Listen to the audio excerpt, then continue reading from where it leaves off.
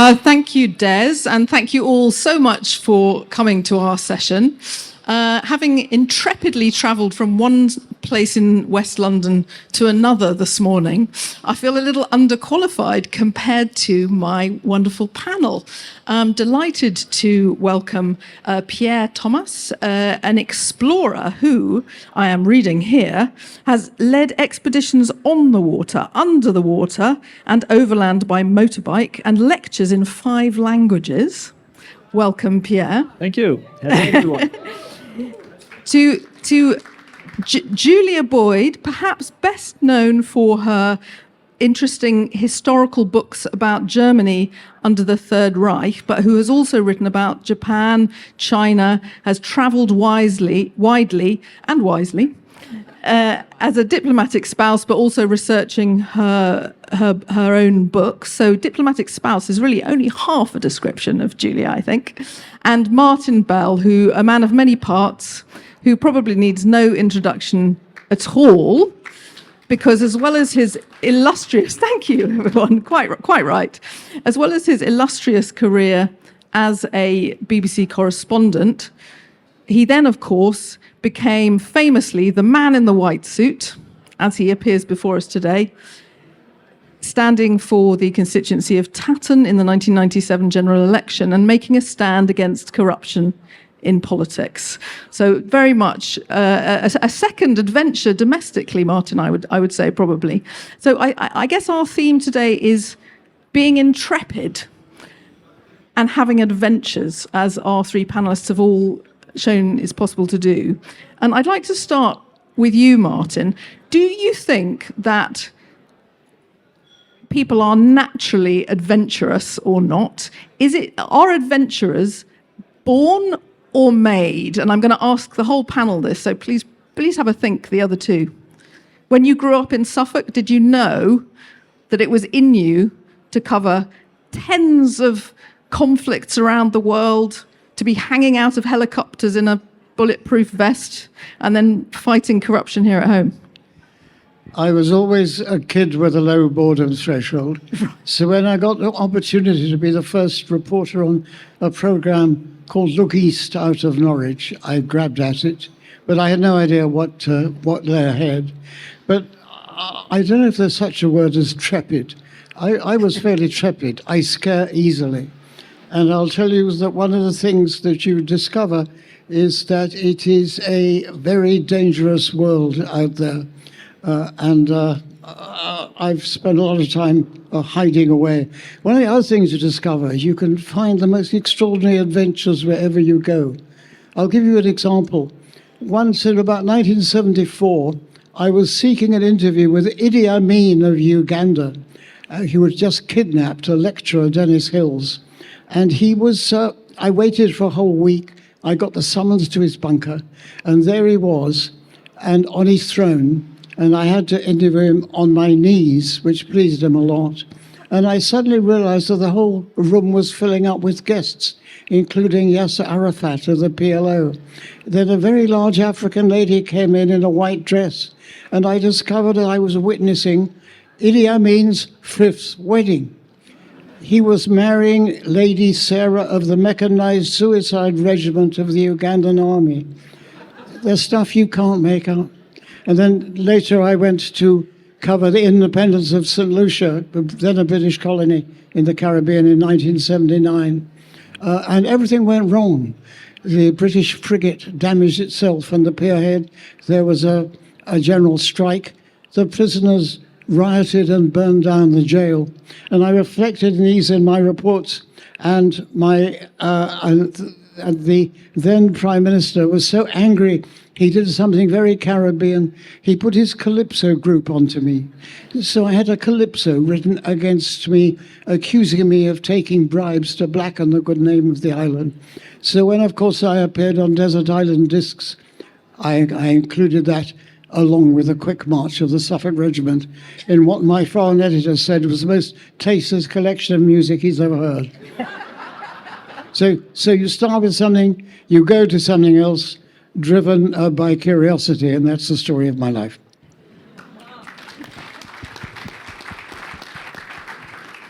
Curiosity, absolutely. Can get you into a lot of scrapes, though, can't it?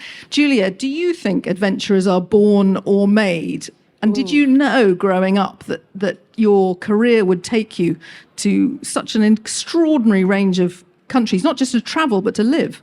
Oh, I longed for adventure from the moment I was born, I think. I remember being pushed in my pram in Primrose Hill and wanting to go and climb to the top of it. And a little bit later, I used to stand on the top of Primrose Hill and watch the aeroplanes. They used it as a sort of navigational guide. And I can't wait to get on an aeroplane. I don't care where I go as long as it's far away and adventurous. So yes, I think I always longed for adventure. I can't compete with Martin, of course, but I have had some good adventures in my time. And you started early, right? You got yourself to China, I think, when it was really yes. very difficult to travel to China when a very young Julia set off. Well, I wasn't that young, I suppose, but I was working at the Victoria and Albert Museum. I see John Hardy is here, who remembers all this. We were colleagues. But yes, I wanted to go to China really I did want to go to China because it is such an extraordinary and interesting place, particularly working in a museum where you saw Chinese things of extraordinary beauty. But it was incredibly difficult to go in 1975. So I became temporarily a Maoist and went up to North London for a year, I think, to Maoist meetings, which qualified me to go for 3 weeks. And it's very, very different China then. I remember being followed by streets. If you went anywhere, streets of people would just follow you. They wouldn't smile. They just stared at you.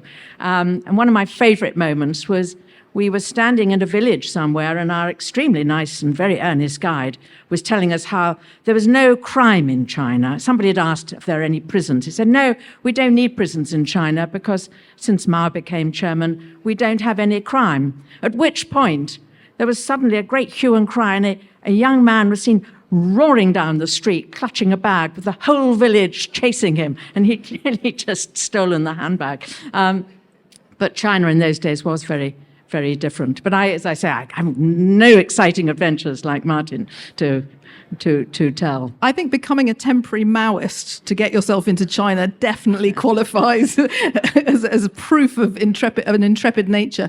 Pierre, what do you think? Do you think adventurers are born or made? And what drew you to your life above and below the waves? Well, it's a very good question. I don't know, actually. It seems that 20% of the world's population has what is called the adventure gene, which is a gene called DRD4-7R. And 20% of us have this adventure gene.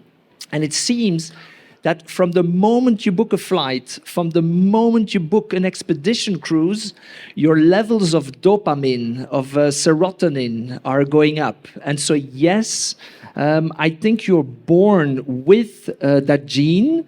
And in my case, I'm originally from Ghent, from the Flemish-speaking part of Belgium. But maybe it's fate, maybe it's destiny. My father was offered work as a civil engineer and professor at the University of Kinshasa in 1977. And so we followed. I was 7 years old and ended up in subtropical Africa, where I lived 10 years. And maybe one action, one step in your life leads to more of it. And my idea was to go back to Africa and work on a farm. So I studied tropical fish farming and animal husbandry. And with that, I ended up doing an apprenticeship in a shrimp farm in Ecuador and in an African catfish and tilapia farm in Rwanda in 1992. And from there, strange coincidence maybe, going back to the university in Ghent, I saw a small note on the bulletin board that a company in Ecuador, and more particularly the Galapagos Islands, was looking for naturalist guides.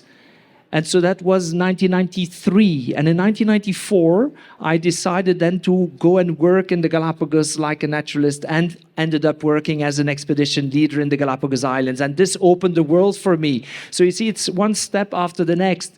I was able to to go to one of the least visited islands on the planet, Pitcairn, Oeno, Aldabra in the Seychelles, the west coast of Africa, Arctic, Antarctica, and so on. So all this, maybe from the first step my father took, and this triggered the adventure gene, and this pushed us to want more. Martin, Pierre's travels are, it seems, mostly about the beauties and wonders of the natural world. But I suppose your career, you've seen the worst of the human world, do you think? Conflict and, natural disasters made worse by bad governments leading to famine, all the rest of it. Do you feel that you have peered at the worst of humanity, or is there enough sort of light in the darkness on your reporting trips? I've been the witness to the best and the worst, because the acts of heroism you see by ordinary people in extraordinary circumstances, this is something that really brought it home to me. I was extraordinarily lucky. There's much more to being a war reporter than wars. You're seeing the human condition, its extreme form. It even reached the point where I enjoyed being arrested and deported. You cannot do your job properly without being arrested and deported a few times. First one was in northern Nigeria in 1966, and I was imprisoned in the VIP lounge of Kano Airport.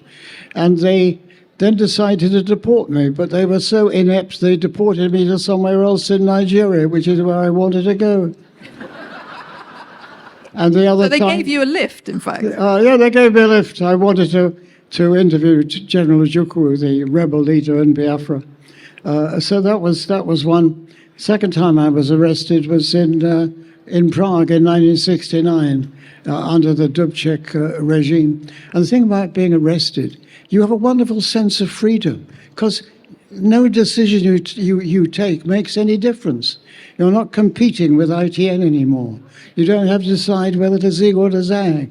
It's a wonderful feeling of liberation when you're put on a deported, put on a plane. And as soon as I was actually offered a job by one of my rivals after that. I didn't take it, because you need a reason to leave as well as a reason to join. So I think I'm not intrepid, I'm trepid. I'm very easily scared. But the thing about being frightened is it keeps you alive. The people who worried me were the photojournalists who weren't scared at all. They were really scary. Julia, if for in Martin's world it's a badge of honour to be arrested, presumably on the diplomatic circuit, where you have lived in several capitals, presumably you don't want to get yourselves arrested. In fact, you want to smooth things over as much as possible. Is that right? Yes. Now, I think getting arrested in Bonn would not have been a good diplomatic look. But I was actually arrested once in Albania, which was the nearest I've got to Martin's world. What had you done? I'd taken a photograph. I'd gone for a walk and taken a photograph, which you were not supposed to do. And that was quite scary. I mean, peasants arrested me, and hundreds of them sat me down, all staring at me, and then eventually a Land Rover came. So I decided to play silly, and I just gabbled away and said how I'd been to China, and now I wanted to see what Maoism was like in Albania, and it was all so wonderful. And they thought they had a lunatic woman, so they thought the best thing to do was to get rid of me as quickly as possible. But no, you're right. I've never been arrested in the diplomatic life. But, adventure is more than just physical adventure. I would say that living in Japan was one huge adventure from the moment you stepped outside the door, because everything was so different. I mean, it was like you had to put on a completely different pair of spectacles.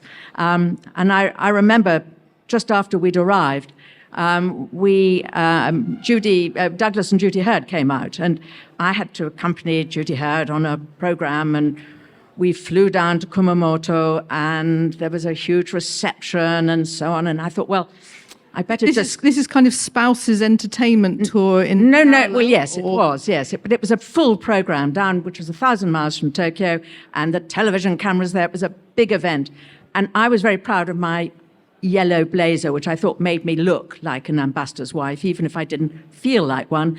But I made the mistake of going to the loo, and I couldn't read any of the signs, so I pressed a button, at which point a huge cascade of water fell on top of me. Just before the mayor was about to introduce Judy and me, so hair dripping, makeup, all yellow blazer, absolutely soaking wet. I mean, I laugh at it now, but I have to say at the time it wasn't that funny. But Japan was extraordinary because it really is a very, very, very different. One felt far more foreign in Japan than in China, for some curious reason. Although people were incredibly kind, and if they saw you at a station looking like a stupid, bemused foreigner, very often people would just, pull out money, buy the ticket for you, give it to you, and then disappear into the crowd. I mean, that sort of thing happened all the time. But Japan was definitely an adventure.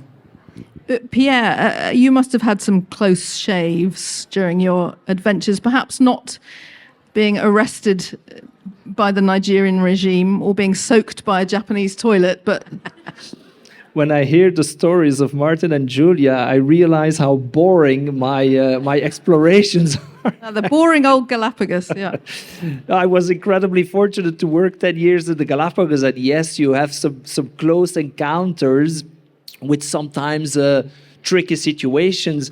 Who of you has been in the Galapagos? I guess some of you, yes, absolutely fantastic place. Where wildlife, because of the lack of land predators, have lost their instinct of fear. But of course, the big sea lion males can be quite territorial during the courtship season. So you need to be a little bit careful there. While snorkeling, you're normally used to see the friendly vegetarian sharks that we call in the Galapagos. And I remember jumping in the water with a group. I was working on a small sailboat. And for those of you that have been to the Galapagos, you probably have heard of Baltra. This is the island where you have the landing strip. And to the north, you have North Seymour. And in between, there's a little sandbank with lots of sea lions. And just to the east of that, there's a big drop-off. And so we decided to snorkel in that area to see what was coming up. And I was snorkeling, and we had just jumped in when suddenly a big shark comes up to the surface. And we had just jumped in. And I tell everyone, okay, everybody, it's getting cold. We need to get back on the Zodiacs and get back. No, but we just jumped in. We want to stay. No, believe me, it's getting cold. We need to get back. So yes, but otherwise I've been extremely fortunate never to have any serious encounters, except maybe in Ecuador when my visa had expired. I was stopped with a routine check on the bus, was asked to get off the bus, and ended up in the desert Andean highlands waiting for my passport to be returned. But otherwise, that's about it. So you see, quite boring. Martin, I wanted to ask you, because, the political shark-infested waters, I suppose I could say, of politics is where I swim. And you, of course, famously took on Neil Hamilton in the Tatton seat in 1997 and stayed in the Commons for a few years as the only independent MP, so outside the party political structure. Was that shark-infested waters? Was that a sort of dangerous adventure of a different sort? Or was that actually quite a pleasant experience? Because you had an amazing, unique status in Parliament during those years as the man in the white suit, crusading. There are things in life you don't enjoy doing, but enjoy having done. Being a soldier towards the end of the British Empire is one, and being a politician was the other. And people told me that when I got in, I was bound to be sidelined. But I found this wasn't the case at all. As the only independent, other MPs would come to you for their support on their early day motions and their good causes. And I was appointed one of the committees, standards and privileges. And my successor as an independent, Richard Taylor, the good doctor from Kidderminster, he got on 2 committees, elected and re-elected. So I think actually there is a role for an independent. Now more than ever, if you consider that I was elected on a general perception of sleaze at Westminster, well, where are we now? I've been very lucky to have done that. I promised when I campaigned I would serve for 1 term and 1 term only, which was an unwise promise because I didn't realize I was in on a landslide with an 11,000 vote majority. But of course, politicians keep their promises, don't they? And there was a huge campaign in the Tatton constituency in about the year 2000 to persuade me to change my mind.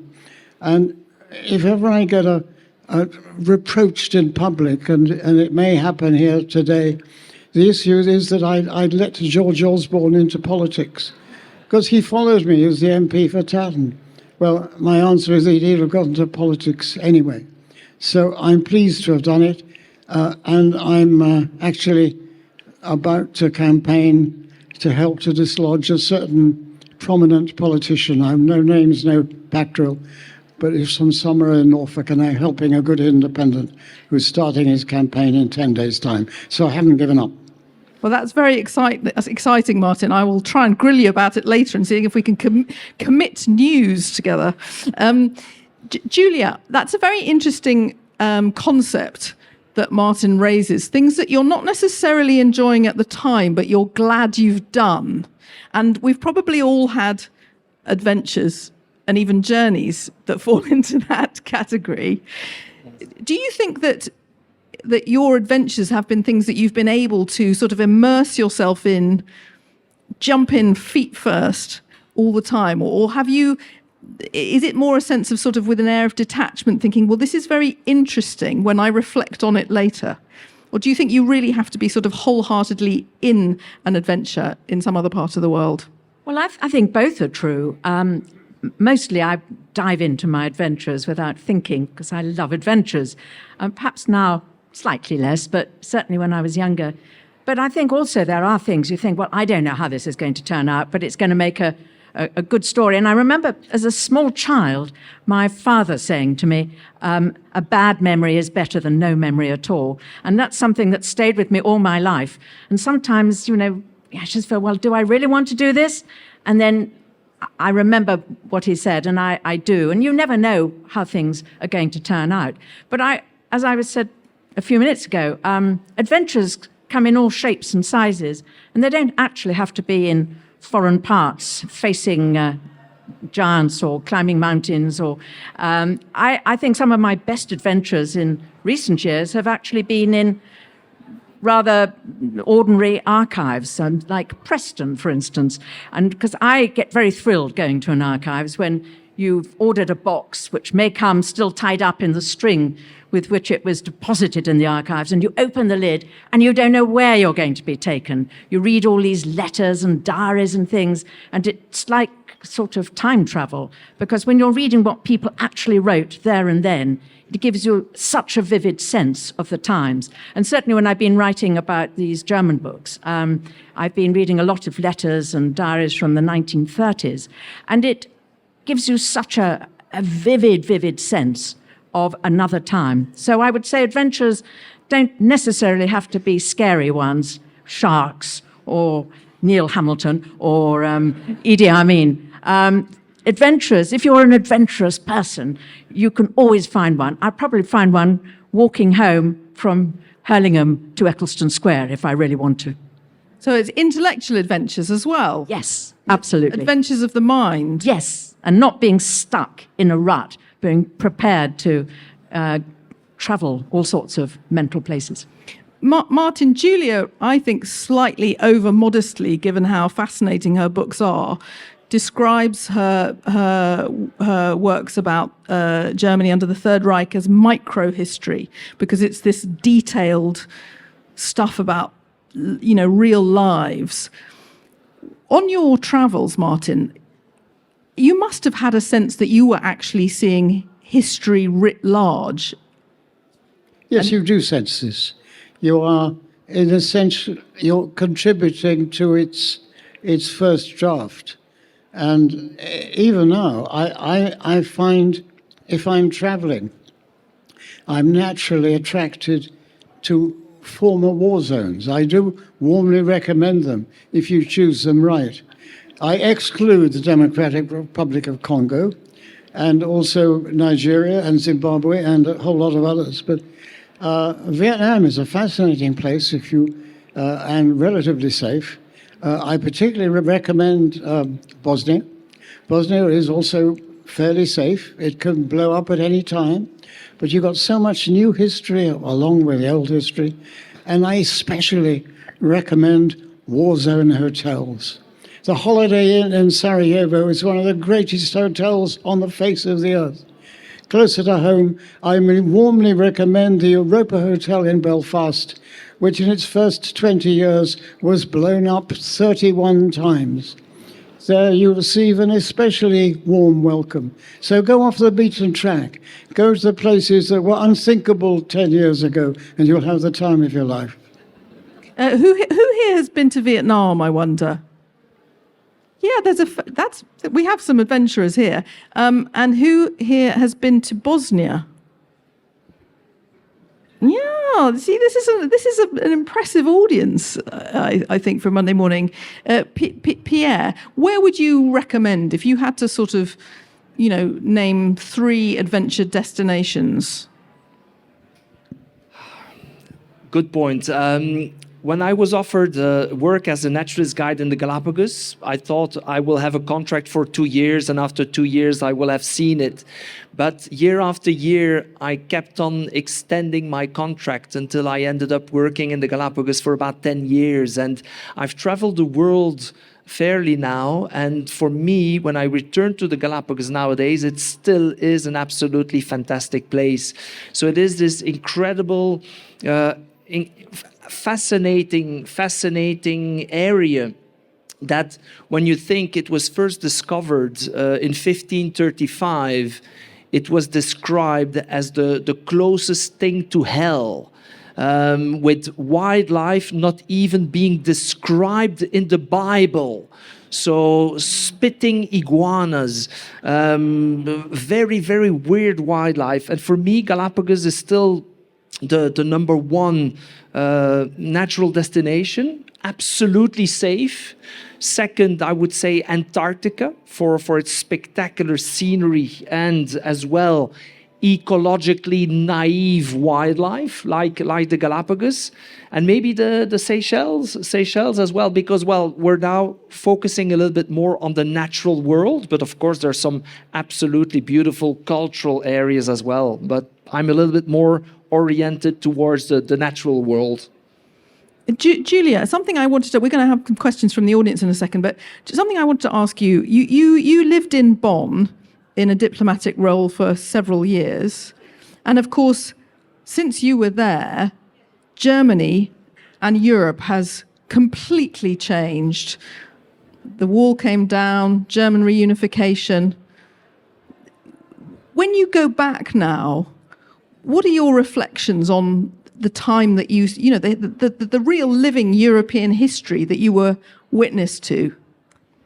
Yes, I mean, I remember flying to Berlin and peering out of the window, and it was night, and suddenly the lights all stopped, and you realized you were flying over East Germany. And because the lack of power meant there was... Yes, because Western Germany was all lit up, and there was very little power, at least on that particular flight. And I think we were very aware, because the army, the British army, was very much in evidence in Germany at that time.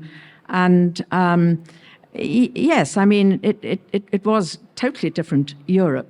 Going back to Germany now, I'm just surprised that more people don't travel there, because it's such a beautiful country. I mean, I think people go to Berlin and they probably go to the Munich Beer Fest, but I don't get a sense that Germany is on people's travel itinerary very often, which I think is a shame, because despite the fact that so many wonderful places like Lübeck and so on were bombed to pieces, there are such beautiful villages and the countryside is so lovely. So Germany, I think, is definitely worth going back to. Going back to what you were saying earlier, I think for me, the most exciting travel is where history is intertwined. I mean, that gives it a whole different dimension. So I remember, plucking something out of the air, spending a week just walking along the bits of the Great Wall of China. Fantastic scenery. I do like mountains, so I always like to get mountains in there somewhere. But the history and the scenery and the sort of sheer strangeness of it all really is, for me, where the best adventures lie, I think. Good advice. I think we'll have some questions from the audience. Who would like to ask our panel, I don't know, intrepid experiences of your own? Oh, we have a lady here. Thank you. They're going to bring you a microphone. Thank you very much. I think it's quite necessary over the babble of the exhibition stands. Primarily probably to Martin, because he did say he'd been arrested, but has it affected your travel to any other country because you have an arrest on your passport? Not at all. I had to have two passports, though. Most of us carry two passports. One is for Israel, and the other was for the rest of the world. But no, it was. I was not on I had difficulty getting out of Hong Kong about 10 years ago. They take you into a windowless room and they quiz you. But that's because I had been a journalist, and all I'd been doing was lecturing on the QM2, so I got away quite easily. Thank you. Are you barred anywhere, Martin? Are you Are you on anybody's weird list, I wonder? I think I am, but I'm only going to find out the hard way when I get there. Look, there are 166 countries in the world, member states of the United Nations, and I've only been to 122 of them, so I've got a lot of travelling to do. What are you waiting for? We've all set off. There's a gentleman in the middle there, if we can get him a microphone.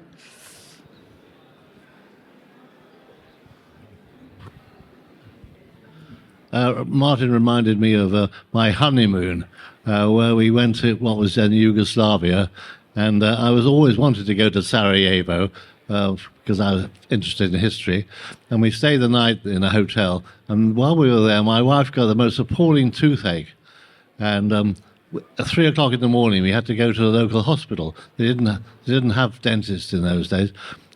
And we couldn't speak a word of the language, and neither could the dentist, so we were conversing in our schoolboy French, and she sat down in an ordinary chair in the middle of a big room, and all around the room were patients waiting their turn, who were very cross because we obviously jumped the queue.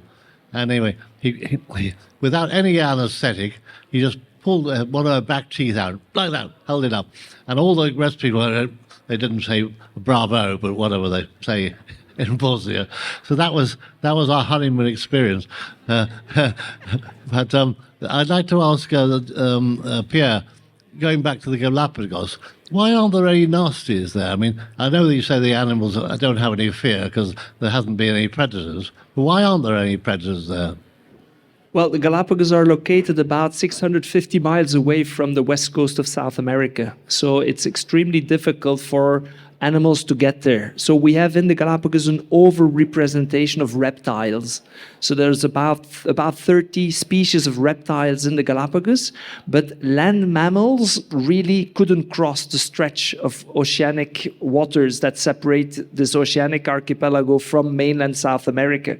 So they've been basically kept intact for the last several centuries. What about crocodiles? No crocodiles, no amphibians in the Galapagos, but no crocodiles. But yes, technically they could have arrived there, but it takes so much for one species to successfully establish itself on an oceanic island group. First, you have to get there, and it takes about 2 to 3 weeks floating out on a piece of vegetation. Second, if you arrive there alone, that's it. So you have to be a couple You have to be I don't on a have to, honeymoon. I don't have to explain. Or be a pregnant female with eggs. So it's very unlikely. And we now know that with the 30 species of reptiles we find at the Galapagos, that is one successful arrival and establishment every 150,000 years. Wow. So you see, the chance of reaching. So first you have to survive this ocean journey. Then you have to be fortunate enough that the piece of wood is going to hit an island, or you could just be drifting aside. And then you have to find suitable ground, and the same with the famous Darwin's finches, etc., etc. So the chance of arriving to the Galapagos, which is this incredibly harsh environment, is very, very tricky. Yes. Martin, I'm just going to throw that question to you, because the mention of predatory reptiles made me wonder, who are the most predatory reptiles that you came across? I mean, you've mentioned your audience with Idi Amin, but there must have been others. I've kept a company of many warlords, and actually I rather sort them out. I've always been fascinated by evil. I find, for instance, that Shakespeare's villains are much more interesting than his heroes. I'd rather share my cakes and ale with Richard III than Henry V. I had a very interesting experience with a warlord in Yugoslavia. His name was Jelko Ražnatović. He was known as Arkan, and he gave me access to places. This is why you caught these people.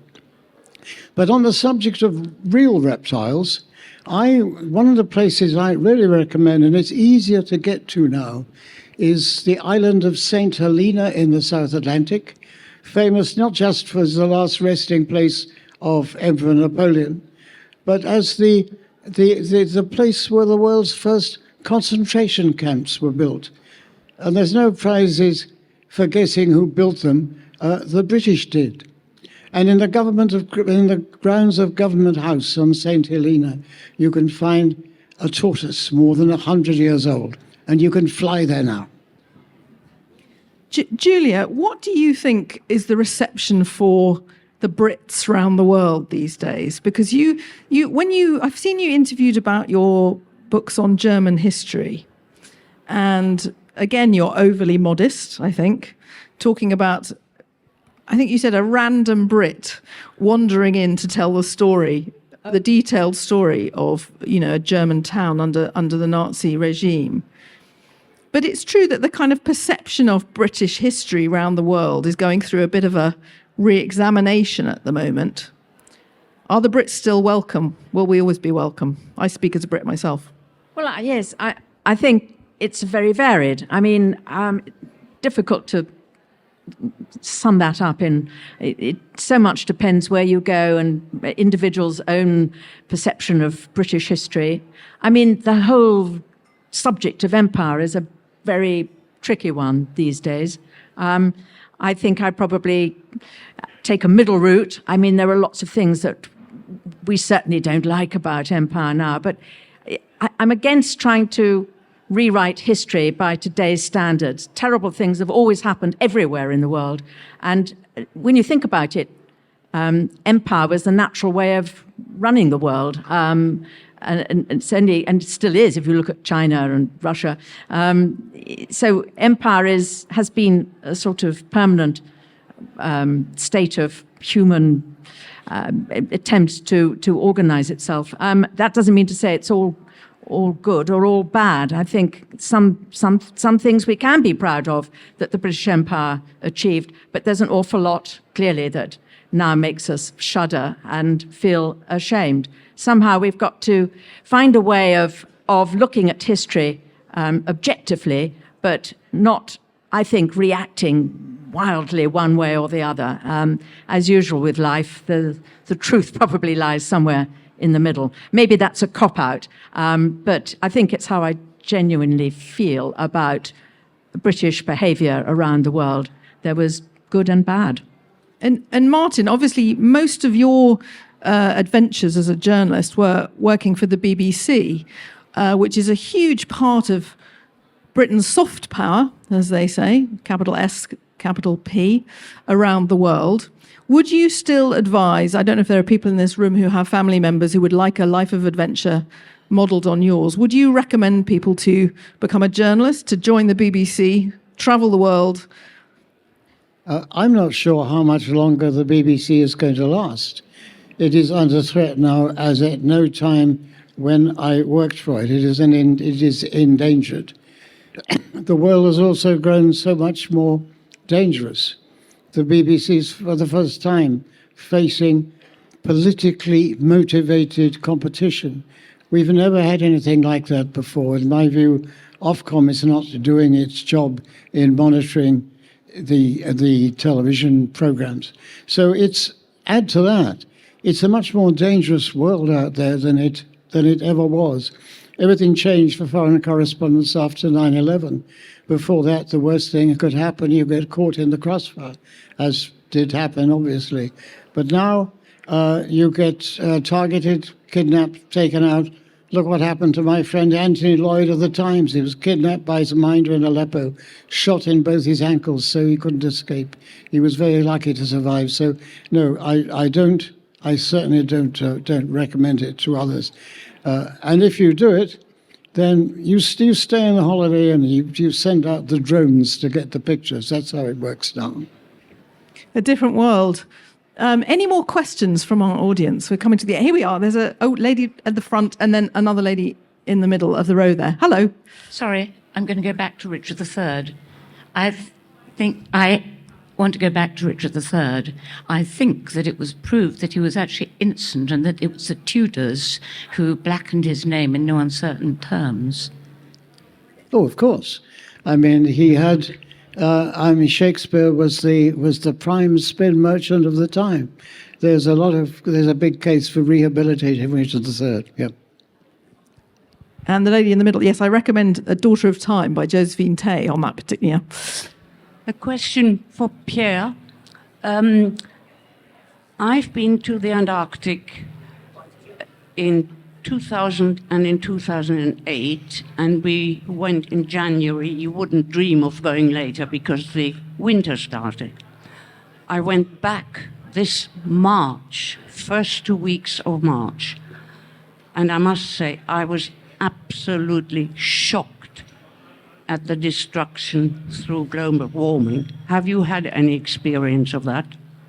When I've traveled to Antarctica, I've always traveled in the beginning of the season, and the season nowadays is being stretched more and more with more and more possibilities, alternatives to comfortably explore mainly the Antarctic Peninsula. I like the beginning of the season, which is starting end of October already. By the end of November, the first humpback whales start to arrive back. So I would say when you plan to go to Antarctica, start by the end of November. But I particularly like it because you get to see whales. The continent is still completely covered in ice and snow, whereas later in the season, like you've experienced it, everything starts to melt. And climate change, yes, is affecting the area. Not as badly, though, as the Arctic. The Arctic is heating up much faster. Keep in mind that Antarctica is not a small area. It's 14 million square kilometers with an average ice thickness of 2,200 meters, 2.2 kilometers in average. So the area is extremely vast. But yes, the Antarctic Peninsula is being affected, definitely, yes. I think, and Pierre, that since we're on this topic, there is a lot of sort of emphasis on green and sustainable tourism these days, and travellers are asked to consider the impact of our journeys and how we can kind of mitigate any damage. How important is that becoming It's extremely important. The technology in ships nowadays is evolving quickly. Propulsion systems are continuously evolving. Regulations are being put in place to lower the speed once ships get to the Antarctic Peninsula, to disrupt the least possible the whale population. So speed of ships is being dropped. Single-use plastics are being banned. So yes, there's efforts, but there's always more that can be done. Of course, there's always the question, do we want to see it, explore it, witness it, understand it? Then you need to see it, but then you become part of the problem itself, because you're going to go there, you need to be fed.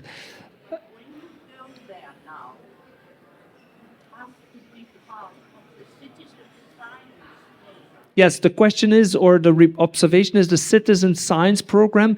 Many expedition cruise operators have a citizen science program on board. That's absolutely correct. And it's particularly interesting because this way you're able to be part of scientific observations. You know, there's programs like, some of you might have seen it, Happy Whale, where whales are being identified, seabird observations, cloud observations. There's a program observing the effect of the melting ice on the phytoplankton, actually, in Antarctica. And all this is affecting the whole circle of life. And how many of you here have been to Venice? Yeah, wonderful. So Venice is introducing this tourism tax, which is very controversial but very interesting. How many of you would be in favour of that, supportive of Venice introducing a tourism tax to try and maintain the? Yeah, very interesting.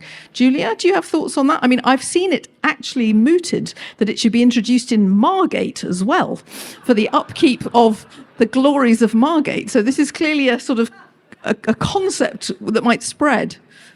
I'm all for it. Yes, I think anything we can do to. Tourism is. I went to Florence recently, and it was just heaving with people, and all the spontaneity has been taken out of it. You couldn't just walk into a church. You had to book online and so on. So I think anything that helps, obviously for green reasons and sustainability, but also just to stem this sort of avalanche of people that is destroying the very thing that they're going to see. So I'm very pro tourist tax. And Martin, I'm going to give you the last word because we're coming to the end. What's your reflection on the kind of impact of, outsiders flying in? I suppose as a reporter, you can feel that you're there for the greater good on a mission. But for the rest of us as humble travellers, not really bringing a story to the rest of the world, are we still justified in doing that? I don't see travelling as a pernicious activity at all. We've all done it, we do it, we are naturally curious creatures. But I think we have to understand that the human being is the most destructive animal on the planet. We can blow the whole thing up. We are not the masters of all we survey. I think we should do it with humility.